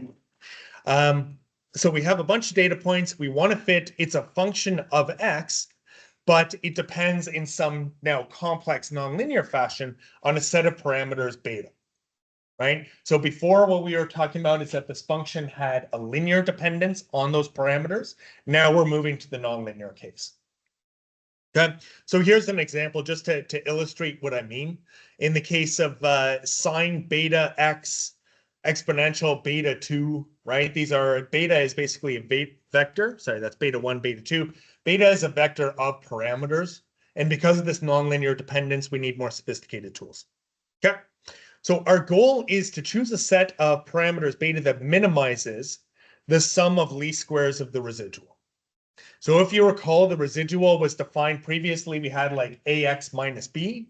Now we're jumping to the nonlinear form, which is just f of xi beta minus yi, right? And this is the residual. It's the difference between your prediction and what your measurement actually is. So there are a few different ways to write this. We're going to be using them all, so you'll have to forgive me. What we're doing is we're trying to minimize beta. We're trying to minimize f by searching for the parameter set beta. F is just the sum of residuals. And here again is the expansion of the residuals. Notice that it's all this funny business is squared. Okay? Note that f is necessarily symmetric and positive semi-definite. I have to say semi there because if you goof and you accidentally put in beta 3 into this equation and ask for it to solve for beta 3, it's going to see that expression and say, well, beta 3 doesn't even appear in my calculation at all. So what that's going to mean is that system is going to have a null influence on that beta 3. Not so important. Just the more important thing is that any extremum is necessarily a minimum because we're in this positive semi-definite case. Okay. This gets a little bit wacky. Feel free to put a pin in this one and come back to it later. What we're going to do is we're going to consider Newton's optimization. So if you recall, this is now, for the optimization example, this is the Hessian, which is the second derivative of f, times the increment, is going to be equal to negative of this gradient, or the Jacobian over here. Okay, since f is the sum of the residual squared, we can expand this term. And this gradient term turns into 2r di by di beta. And we're going to define this di by di beta as our Jacobian, j. Okay, same thing we can do with the Hessian term. Oh, sorry, and a note here that because typically we'll have more data points than we'll have parameters, otherwise you're doing kind of a funny curve fit. I've seen people do it. I've seen people try and publish that. Because you do that, your Jacobian there is going to be rectangular. It's not going to be square, right? So we're back to this case. Likewise, we can expand the Hessian here. And just by following the chain law, what we get is this expression. These two terms here turn into the Jacobian times its transpose. And then you get R times the second derivative. This second derivative is troublesome because now we're trying to evaluate what the second derivative of this term is. And we don't want to do that. So that's computationally intensive. We would rather avoid it. But luckily, near the root, the residual is small, and therefore we can actually get rid of this term entirely. We can approximate it, we can ignore it, we can neglect it. Okay? So what that means is that now you have this Hessian term is actually just equal to, sorry, this shouldn't be sum here. Just gonna get rid of that. I changed the notation. Okay? Is just equal to 2 times the Jacobian times its transpose. Plug that back into this equation, and you're going to get something that looks like this. If you recall the discussion on pseudo-inverse, even though J is rectangular, J times its transpose is square and generally invertible. And we get back to this, where this term, again, is the pseudo-inverse. Okay? So what we end up circling back to is the increment is now equal to the pseudo-inverse times our residual vector. Okay, this is kind of a funny result, and this kind of threw me the first time I looked at this, because what it means is that we can write the original problem just as J times the increment is equal to negative the residual, but this is root finding. This is Newton-Raphson. This isn't an optimization problem. But the magic is that this is the pseudo-inverse, not the real inverse. If we had as many data points as we had parameters, then that would become the actual inverse, in which case just solving it is exactly the root. So that's the connection. When the dimensionalities line up, then we're good.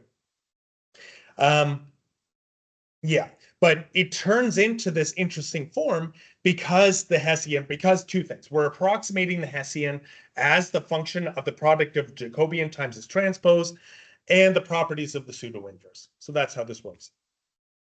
However, nobody does it. Generally speaking, this method converges and converges well near the root.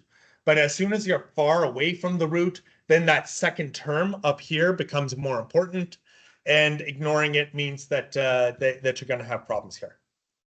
Okay, so instead, Levenberg-Marquand algorithm comes in, and they say that we are going to add a term that kind of moves between, right, the Gauss-Newton method and the method of steepest descent. So all that is, they just added the term lambda times the identity matrix. Then you continue on with your expression. As lambda gets small, you recover a Gauss-Newton. As lambda gets large, this term dominates over this one. And all you're left with is just steepest descent, which is great. Determination of lambda is a matter of heuristics and implementation. This is one of those if-then different criteria that's doing all these things, but eventually you get to the solution. The Levenberg-Marquand algorithm is the go-to method for least squared optimization. That's what you're going to find in all the NumPy, SciPy, Excel algorithms. I think they are starting to get into different ones depending on the size of your parameter space. You might need to go into different algorithms, but generally speaking, for relatively small parameters, you can use this technique and it'll give you the answer and it'll give it to you well. So this is actually what people do. Here's an example of a nonlinear curve fit. This is the full force of the curve fit algorithm. Here's a function that I'm trying to fit to, right? I generate some random noise.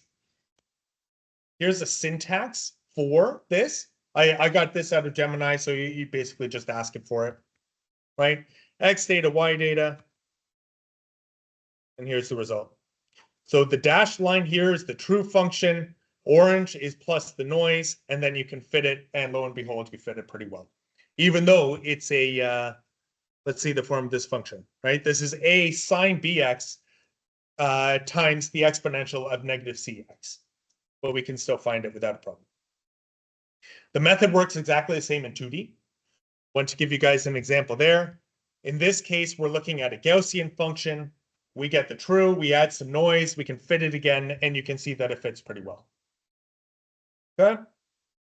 So this is the go-to for curve fit and basically the culmination of the unconstrained optimization algorithms, at least for that application. Okay. Any questions on that part? How would you would use it? Anything like that? All right.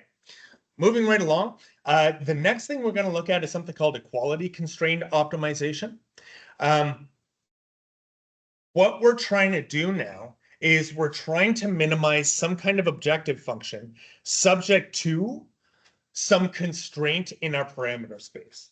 So a common one for that in terms of economics might be I want to maximize the revenue, only spending my budget, right? So then your profit function is your objective. That's what you're trying to maximize, but you're constrained by how much you can actually spend, right? Note that g of x can be a vector function if there are multiple constraints. So maybe you want to, maybe you have a budget and you have a certain amount of hours that you can actually work, right? Those are two different constraints.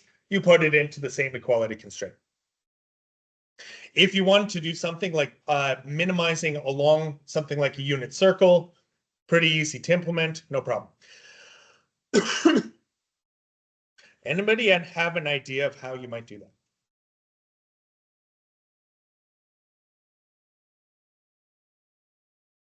I'll give you a hint. You don't actually want to minimize. You don't actually want to optimize a constrained problem. What you want to do is convert it to an unconstrained problem.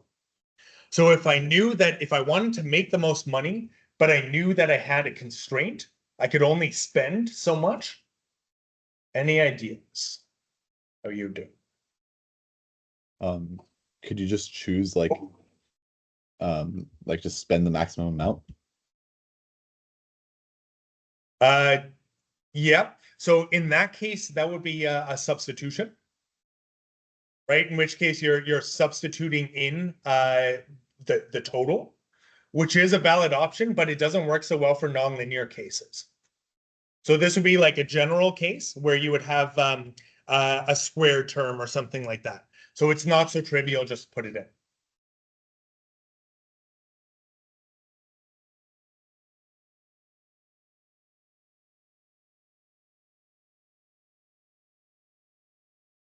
Say that again.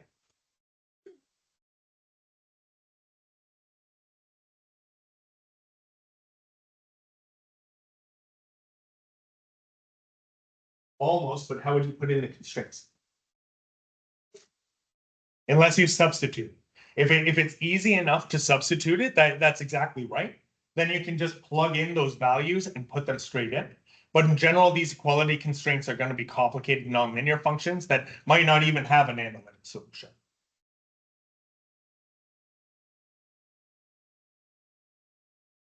It doesn't work for the general case. Instead, what you can do is you can penalize any deviation from this constraint. So the idea is that instead of optimizing your objective function, you now add in that constraint as a penalty multiplied by some penalty factor. So in this case, lambda, right? There are different ways that you could conceive of this, but generally speaking, the easiest way to look at it is as a linear penalty. So lambda is just lambda times that constraint. So if you deviate, if you spend more, then your objective is heavily penalized.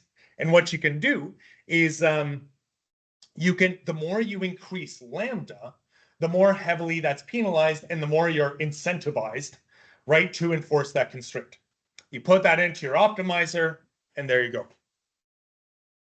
Now, there's a problem with this, that being that the solvability, the ease with which you can solve one of these optimization problems is related to the landscape of your energy surface.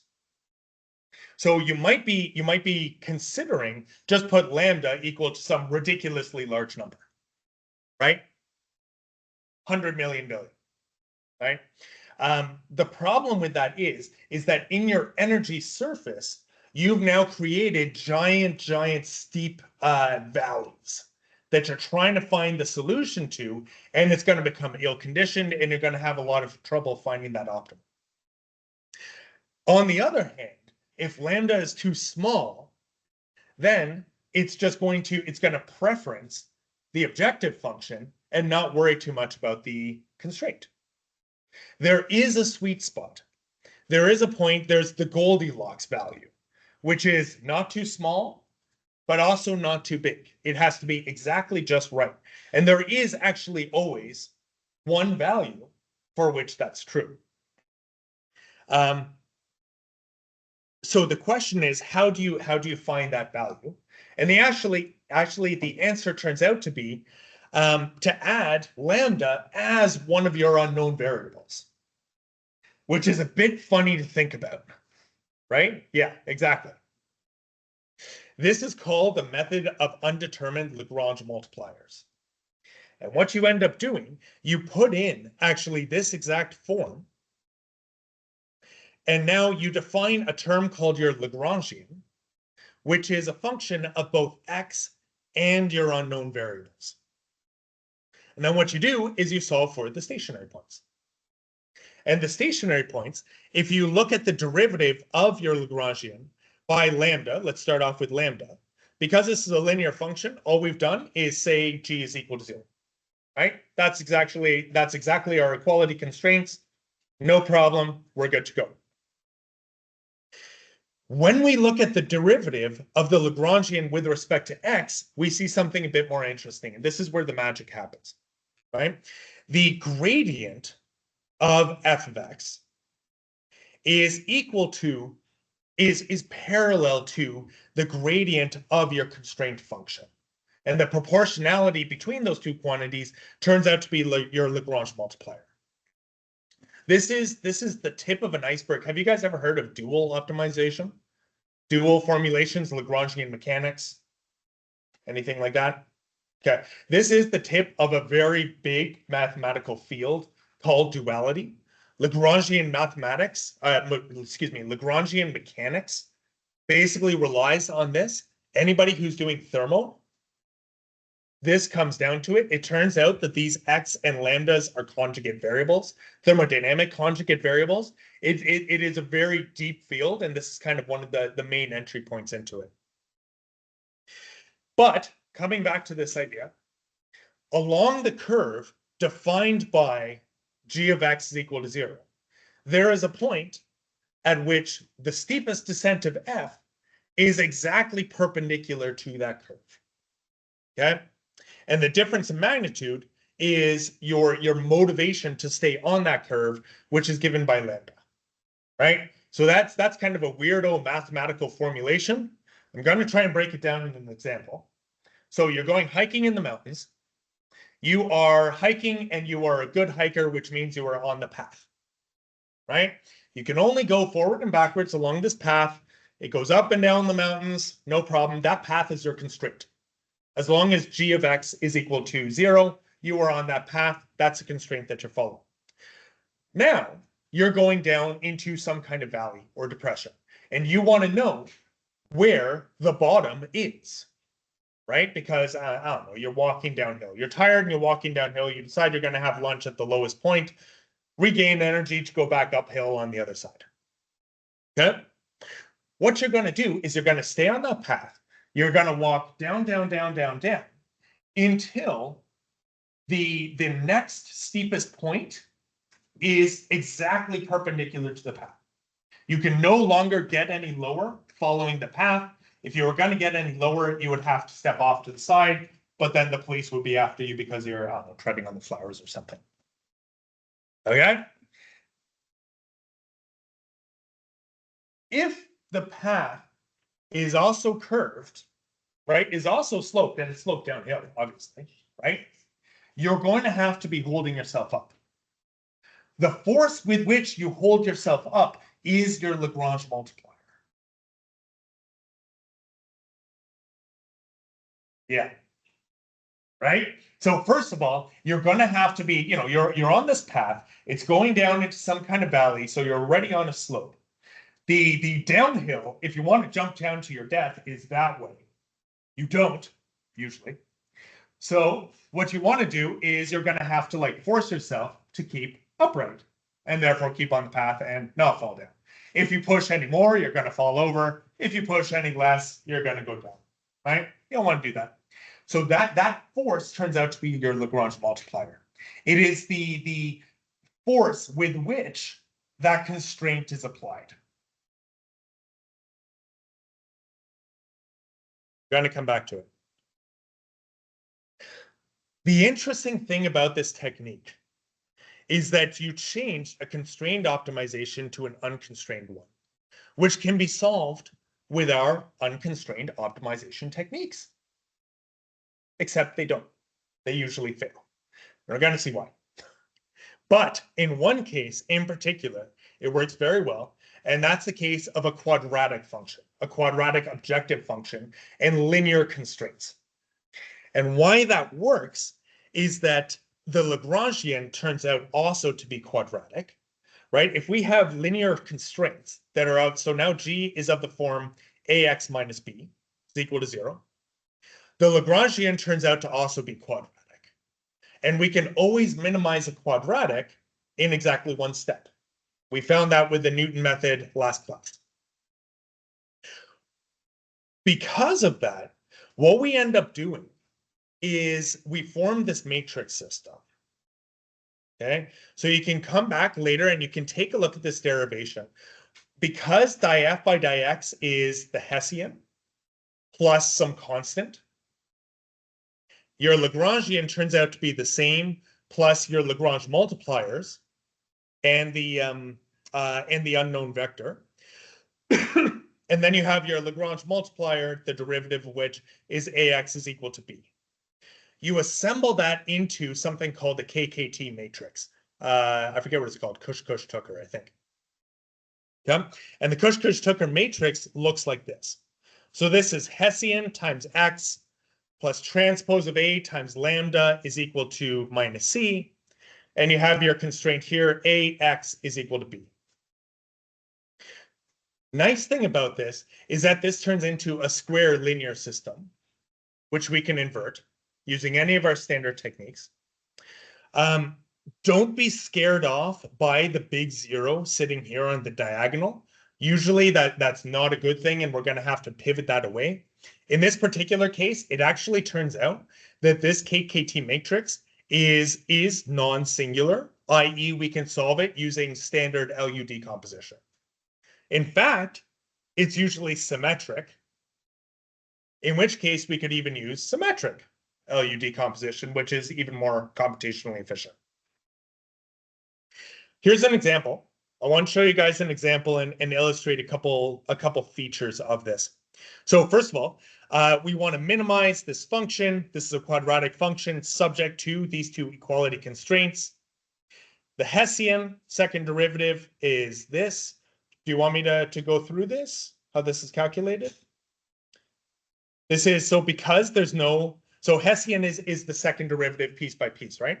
So this function, df by dx squared, at dx is 0. There's no x squared terms here. There is xy. There's no xz. The same thing happens on the other side. So there is yx. There's no yy. There is yz, yz, and no zz. See, because we don't have any singular values, that just turns into a 0. And the constraints are given by this. The constraints are a rectangular matrix. Turns out to not be a problem, but this is just straightforward putting in the linear constraints. What we can do is put that into NumPy and then solve it using generic LU decomposition. No problem. So now what we've got is our vector, our solution, right? X, Y, Z, and the Lagrange multipliers. You've got to run. Go for it. Okay. Let's take a look at this matrix a little bit more.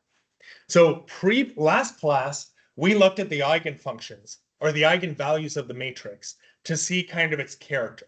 And if we do the same thing here, don't worry about the J's here because this is these are real values. We don't need to worry about them. They're 0. But what you'll notice is that they are of different signs. Do you guys remember what that means for the function?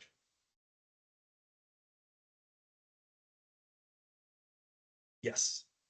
This means that this is a saddle point problem. And in fact, in general, all Lagrange multiplier problems turn out to be saddle point problems. It's just a feature of the way that you put in lambda along with the other ones, right? This is the reason why a lot of these standard techniques struggle so much with Lagrange multiplier problems because of that saddle point.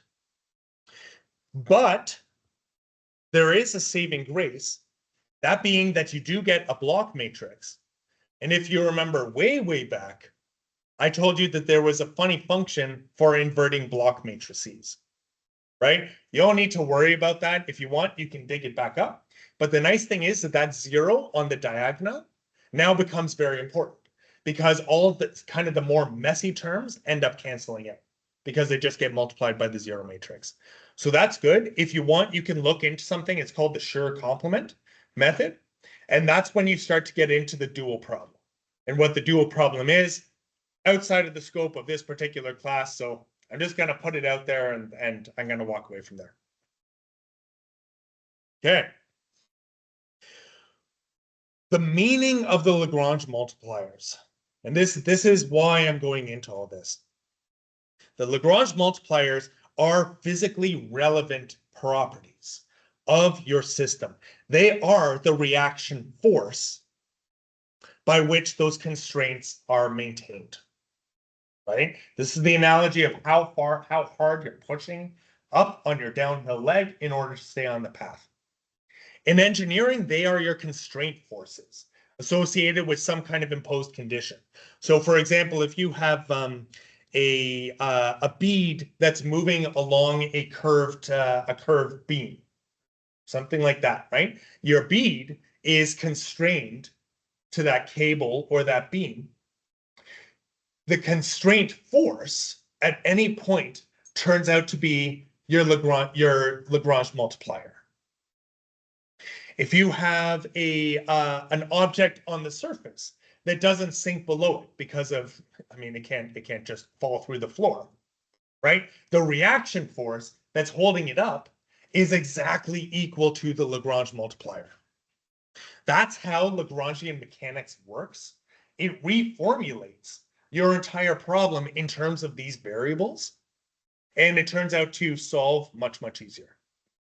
Economists are very interested in this because the Lagrange multiplier, they call it the shadow price or the marginal cost, right? And what that is I could make $1 million if I had a budget of $1,000. What if I had $1,001? How much money could I make? Could I make $2 million? Or could I make $1,001? That difference turns out to be the Lagrange multiplier. The Lagrange multiplier gives you the derivative of the function with respect to that constraint. All over economics. In thermodynamics, this turns out to be the conjugate variables. So if you look at free energy as a function of concentration, very near and dear to my heart personally. Free energy as a function of concentration, the derivative of your free energy by concentration gives you your chemical potential. Your chemical potential actually turns out to be your Lagrange multiplier. So when you do any kind of equilibration with thermodynamics, all about equilibration, your lambda functions turned out to be very important. Sometimes more important than your primary variables. Okay, this is, as I said before, this is the tip of the iceberg for a very deep field of mathematics, way over my head. Okay, general constraint optimization. Any questions before I move on? That is a bit of an odyssey into what Lagrange multipliers are. None of the textbooks that talk about this even go into that, to be entirely honest, but you're going to see it popping up in a lot of the outputs of these optimization methods. So I wanted to give you guys the tools of what they're talking about there. Okay. Algorithms for solving general optimization problems also have nonlinear constraints and inequality constraints. So now instead of just saying that we have a specific budget, we also need to spend a positive amount of money, for example, or any other kind of nonlinear inequality. But the general optimization methods can do it. In general, what they end up doing is defining a feasible region. So of your entire search space, you kind of block off parts that are infeasible because of those inequalities, and then you search the remaining space. What that amounts to is something called an interior point problem. You go into the algorithms. This is beyond what we want to talk about today. If you are interested, you can look up linear programming. That's the entryway to these inequality constraints, and that is a bit beyond what we're talking about here, which all basically boils down to linear systems again. Okay, let's do some examples. Let's minimize this good old function on a unit circle. So in this case, we are constrained to the unit circle, but it's not a problem. So the constraint is this red line here. This is our function. The method that we end up using is something called sequential least square quadratic programming, which is a whole bunch of words. Here's how you end up doing the constraint. So I just want to show you guys this, right? Your objective function is up here. Your constraints are down here. Either look up the SciPy documentation for how to write these constraints, or realistically ask Gemini to do it, because it'll give you all this syntax. You put it all into here, and lo and behold, what you get is your solution. Okay, the output of this, success, termination was successful. Here's your eventual function value, your actual optimum values, iterations that it took, your Jacobian, in case you're interested in that one. And then it gives you some parameters and some statistics about how many function evaluations you needed and things like that. Okay. Now let's look at our insidious quadratic here. If you remember, this was our saddle point problem, right? So let's give it these saddle point problems. Let's ask it to optimize on a unit circle. And just to add extra fire to this, to make it even more complicated, I'm going to start it off at an initial guess, which is the saddle point, right? And let's see what it does. Lo and behold, it finds it, no problem. So it manages to see that optimum, that saddle point is actually just that. It's a saddle point. It can decrease down to one side. It doesn't even matter that it's symmetric on either side, right? Which is nice. This speaks to the sophistication that a lot of these methods are going into. This particular method is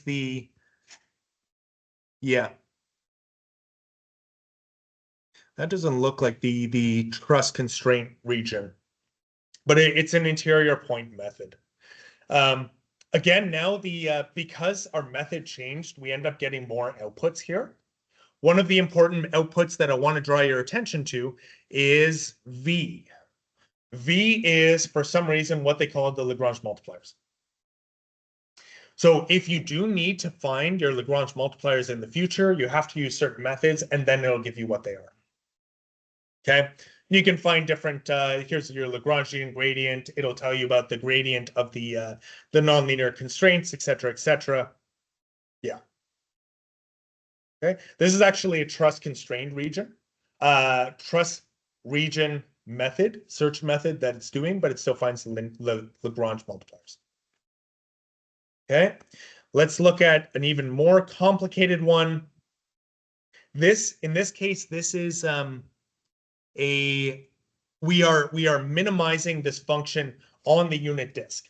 So we are not constrained to the unit circle. Now we just have to be inside the disk.